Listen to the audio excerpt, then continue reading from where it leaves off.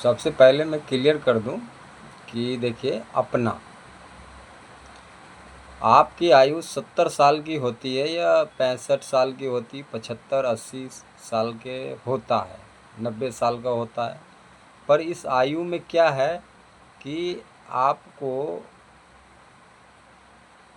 1 2 3 4 5 category का उम्र है आपका।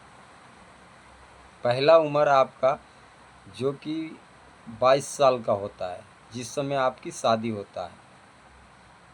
दूसरा आयु जो है ना आपका करीब 30 साल के आसपास होता है, जिस समय में आप 2 या 3 बच्चे की माँ होते हैं, या जेंट्स होता है तो 2 या 3 बच्चे का या ये एक बच्चे का बाप होता है।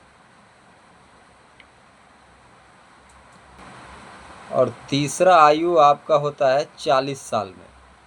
40 साल में तीसरा आयु होती है, जिसमें आप एक अपने बेटे को या बेटी को शादी कर रहे होते हैं या करने की सोच रहे होते हैं। और चौथा आयु है आपका 50 साल में। 50 साल में जो है आप 2-3 बच्चे की शादी कर चुके होते हैं, चाहे एक बेटा या एक बेटी की शादी कर चुके होते हैं। पर ओरिजिनल संघर्ष जो है ना उस 50 साल के ही बाद होने वाला होता है, क्योंकि इधर जो है ना आपका आयु काफ़ी घट चुका है। उस समय में आप जो है ना कभी भी कोई बात बोले ना तो काफ़ी स्टिक बात बोले, सोच के बात बोले, समझ के बात बोले, ज़्यादा बिल्कुल भी ना बोले, क्योंकि आपको ज़्यादा बोलने से उस आयु में कोई फ़ायदा नहीं है। और हाई जब करेंगे ना उस समय में, तो आने वाले समय में ना आपको आपकी बहू जो है इज्जत करेगा और ना आपकी बेटा इज्जत करेगा।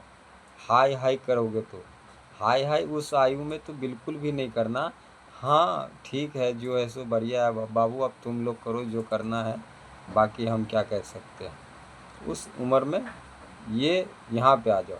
और कंट्रोल घर का जो है ना, जो भी अपने घर परिवार में जो बाप दादा से मिला है और जो है आपके पास, उसको कंट्रोल करो, उसको दबा के रखो और पकड़ के रखो, उसको मत छोड़ो।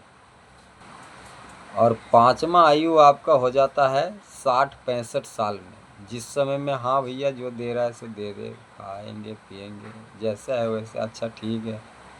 इस तरह का आयु में आप डिसीजन लेने के बहुत नज़दीक होते हैं। उस समय में आप किसी और के लिए भी सोचेंगे और कहीं और से भी सोचेंगे तो आपका दिक्कत हो जाता है, क्योंकि इस उम्र में 55 और 65 के साल के उम्र के जो समय है ना, इस समय में केवल और केवल अपने बेटे के बारे में ही सोचना ज़रूरी है। बेटी आपका पराया धन होता है ना, तो इसी उम्र में पता चलता है कि बेटी पराया धन है। आपके 45-40 साल के आयु में के बाद में जो है आपका पराया धन बेटी समझ में आता है।